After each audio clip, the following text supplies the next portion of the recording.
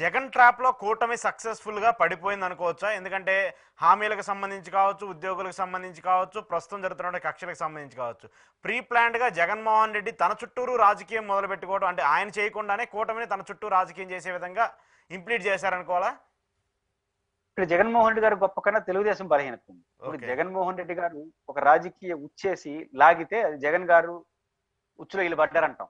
ఉమ్, అంతే కదా. వీడు అవును. ఏదైనా ఒక అవును. పాయింట్ లాగి ఇప్పుడు ఆ వాళ్ళు లాగితే ఇప్పుడు గతంలో ప్రత్యేక హోదాలో లాగినాడు. అవునవును. అది అవును. మోడీ గారు పార్లమెంట్ లో చెప్పాడు జగన్ ఉచ్చులో పడ్డారు మీరు అని. ఉమ్, ఇట్లా చేస్తే ఇప్పుడు జగన్ గారు ప్లానే వేయలేదే, మనమే ఇచ్చేసాం ఆయన ప్లాన్లని. ఉమ్, కాబట్టి జగన్ గారు చుట్టూ నడుపుతూ ఉచ్చులో పడింది వాస్తవమే. ఉమ్, అది ఆయన క్రియేట్ చేసింది కాదు. ఆయన క్రియేట్ చేసుకుంటే ఒక రోజు అయిపోయింది. వీళ్ళు ఓకే. పంపిస్తున్నారు, ఉమ్, తిడతారు, ఆయన ప్రెస్ మీట్ పెడుతున్నాడు. ఉమ్, ఇప్పుడు అసెంబ్లీకి కూడా రానన్నాడు. కంఫర్ట్ కదా, అసెంబ్లీకి రాకపోతే అసెంబ్లీ ఏరే విషయాలు చర్చిస్తా ఉంటే ఆయన మర్చిపోతారు జనం. ఉమ్, మర్చిపోవాలంటే పెద్ద ఇబ్బంది ఉండదు. ఇప్పుడు అసెంబ్లీలో రోజు జగన్ తప్పు తప్పు తప్పు అనుకో, ఆయన రైట్ ఏదో బయట కూర్చొని చెప్తాడు. అసెంబ్లీకి రాకుండా కూడా అసెంబ్లీలో బయట బ్రహ్మాండంగా మాట్లాడుతున్నాడు కదా. కొన్ని అవును. రోజులు పోతే ప్రజలు ఏమనుకుంటారంటే ఉమ్, అసెంబ్లీకి పోతే ఇంత సావధానంగా మాట్లాడే అవకాశం వస్తుందా, జగన్ కి రాదు కదా, ఉమ్, కాబట్టి జగన్ చేస్తున్నది కరెక్ట్ అనే అభిప్రాయంకి వస్తుంది ఒక రోజు పోతే. అవును. కాబట్టి ఉమ్. ఖచ్చితంగా తెలుగుదేశం పార్టీ జగన్మోహన్ రెడ్డి గారికి చుట్టూ రాజకీయాలు చేయడం వల్ల ఆ పార్టీ ఖచ్చితంగా పెద్ద సప్రతి చేస్తుంది అనుకుంటున్నాను రాజకీయంగా. ఓకే. ఓకే. అయితే ఇక పడిపోయారు ఇక వాళ్ళు. ఇక ఖచ్చితంగా ఏ స్కీముకి పెట్టాలన్నా, ఏ పదవికి సంబంధించి ఉన్నా అన్నా, లేదంటే అమరావతి గురించి మాట్లాడినా, ఏది మాట్లాడన్నా కూడా గత ప్రభుత్వాన్ని ఇంప్లీట్ చేసుకుంటేనే మాట్లాడాల్సి వస్తుంది వాళ్ళకి.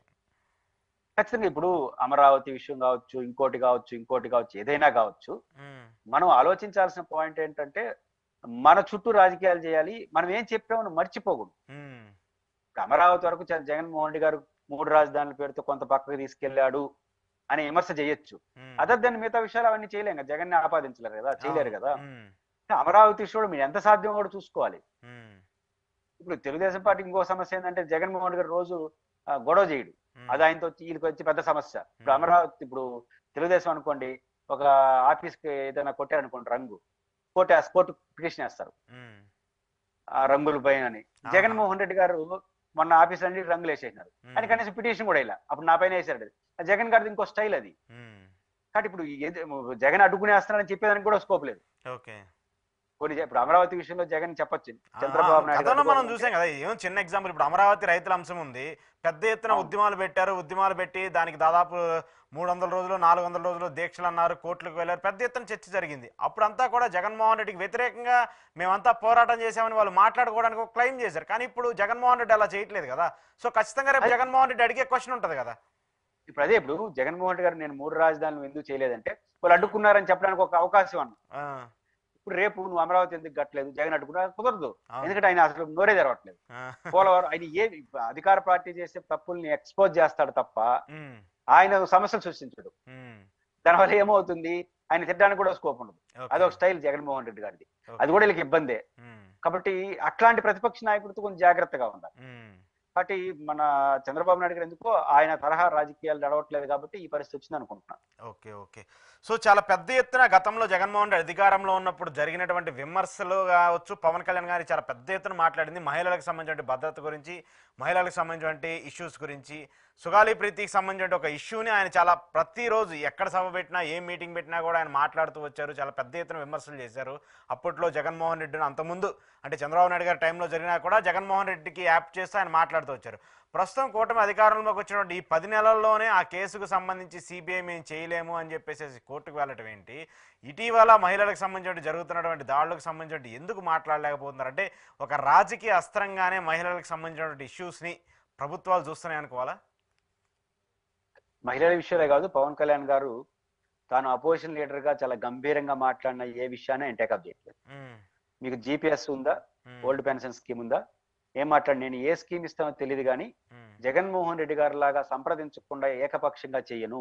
ఉమ్, 1 ఇయర్ పాటు మీ అందరు మొదటి అధికారంలోకి వచ్చిన 1 ఇయర్ పాటు మీ అందరితో చర్చించి మీ ఉమ్, అందరు ఆమోదమోగ్యంతో రావడం. 1 ఇయర్ అయిపోయింది. ఉమ్, జగన్ తెచ్చిన జీపీఎస్ రద్దు చేశారు. దీని వరకు స్టార్ట్ కూడా చేయాలి. ఓకే. రేపు స్టార్ట్ చేస్తారు. 1 ఇయర్ తర్వాత టీచర్లు అందరూ ఆ వీడియో క్లిప్పింగ్ చూపిస్తారు. 1 ఇయర్ అన్నా 1 ఇయర్ అయిపోయిన తర్వాత మాట్లాడలేదు అని. ఉమ్, 2 సుగాలి ప్రీతి ఉంది, ఎంత ఉమ్, మాట్లాడినాం. ఉమ్, ఈరోజు సుగాలి ప్రీతికి సంబంధించినంత వరకు సిబిఐ వాళ్ళు అన్ని కేసులు మేము చేయలేమని చెప్పొచ్చు. అప్పుడు ఉమ్, ఏం చేయాలి? సిబిఐ ఉండడానికి కావాల్సిన ఆర్గ్యుమెంట్ అయినా చేయాలి. ఉమ్, ఇప్పుడు డాక్టర్ సుధాకర్ కేసు చాలా అవును. విషయాలు సిబిఐ చెప్పినప్పుడు ఆ రోజు తెలుగుదేశం పార్టీ ఏం చెప్పింది? ఉమ్, ఎందుకు వేయకూడదు సిబిఐ అని చెప్పింది. ఉమ్, మరి ఈ విషయంలో ఆర్గ్యుమెంట్ చేసి తీసుకురావాలి కదా. అవును. ఒకవేళ సిబిఐ కుదరలేదు, మీరైనా స్పెషల్ ఇన్వెస్ట్మెంట్ టీమ్ ఏర్పాటు చేస్తామని భరోసాన్న ఇవ్వాలి కదా. అవును. ఇంతవరకు స్పందించకపోవడం అర్థం ఏంటి? ఉమ్, కాబట్టి పవన్ కళ్యాణ్ అంటే గుర్తొచ్చే కొన్ని అంశాలు ఏవైతే ఉన్నాయో, కూటమి అంటేనే గుర్తొచ్చే కొన్ని అంశాలు ఏవైతున్నాయో వాటి పట్ల ఐకానిక్ గా ఉన్న విషయాలు చాలా సీరియస్ గా తీసుకోవాలి. ఉమ్, అలా తీసుకోకపోతే ఆ రోజు రాజకీయం కోసం మాట్లాడామని చాలా ఈజీగా ప్రజలు అనుకుంటారు. ముఖ్యంగా పవన్ కళ్యాణ్ గారు తన ప్రధాన ఇమేజ్ వచ్చిన ప్రధాన అంశాలన్నింటినీ కూడా ఆయన టేకప్ చేయట్లేదు. ఉమ్, టేకప్ చేయకపోతే ఏమవుతుంది, ఖచ్చితంగా మాట తప్పారు అనుకుంటారు. ఉమ్, ఉమ్. అంటే రెస్పాన్స్ రావట్లేదు చాలా. ఇప్పుడు ఆయన మీ ఇష్యూకి సంబంధించి, కిరణ్ రాయల్ ఇష్యూకి సంబంధించిన ఇంకో దానికి చూసినా కూడా ఎంత పెద్ద ఎత్తున వివాదాలు వస్తున్నా కూడా ఆయన కనీసం ఒక పార్టీ నుంచి ఒక నోటీసో లేదంటే మహిళలకు సంబంధించిన భద్రత మీద కన్సర్న్ టీమో లేదంటే కన్సర్న్ మినిస్ట్రీయో చూడాలనేటువంటి ఒక చిన్న ఆదేశం ఆయన చేయాలి కదా, ఒక డిప్యూటీ చీఫ్ మినిస్టర్గా ఉన్నప్పుడు. ఏమి జరిగిందో ప్రజలకు సంబంధం లేదు కానీ, ఉమ్, కానీ రాజకీయ నాయకుడు తన మీద వచ్చే ఆరోపణలపైన స్పందించాలి. ఉమ్, స్పందించకపోతే ఆ మౌనం అర్ధాంగీకారం నిర్ణయానికి వచ్చేస్తారు. ఓకే. ఉమ్, కాబట్టి ఖచ్చితంగా అది ఏ విషయాలు అయినా సరే, పవన్ కళ్యాణ్ గారు చుట్టూ కావచ్చు, జనసేనలో వచ్చే అంశాలు వచ్చినప్పుడు తన వైఖరి ఏంటో ఓకే. స్థాయిని బట్టి ఉమ్, స్పష్టంగా స్పందించాలి, యాక్షన్స్ ఉండాలి, తొందరగా నిర్ణయాలు తీసుకుని. ఇంకా అధికారంలో ఉండేవాడు చాలా ఎక్కువ బాధ్యత ఉంది. ఎందుకంటే అధికారంలో ఉండే వాళ్ళు చేసిందని ప్రజలు ఎక్కువ చూస్తారు. ఉమ్, ప్రతిపక్షంలో ఉండేవాళ్ళు, ఇప్పుడు తెలుగుదేశం పార్టీ కూడా నాయకులు కూడా చాలా మంది బూతులు మాట్లాడారు. ఉమ్, కానీ వేది నాని కొడాలి నాని గారు మాట్లాడింది ఎక్స్పోజ్ అయినట్టుగా వాళ్ళు మాట్లాడింది ఎక్స్పోజ్ కాల. కారణం ఏంటంటే కొడాలి నాని గారు మినిస్టర్, ఫార్మర్ మినిస్టర్, ఉమ్, కానీ ఈ పక్క ఉండే వాళ్ళందరూ leader.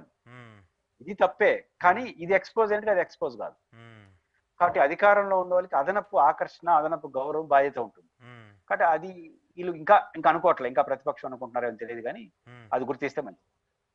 Okay, okay. So conclude చేస్తూ వైసీపీకి సంబంధించి ఈ అటాక్లు వైసీపీకి లాభం చేకూర్చేలా ఉన్నాయా లేదంటే కూటమికి నష్టం తెచ్చే పరిణామంగా కనిపిస్తున్నాయా?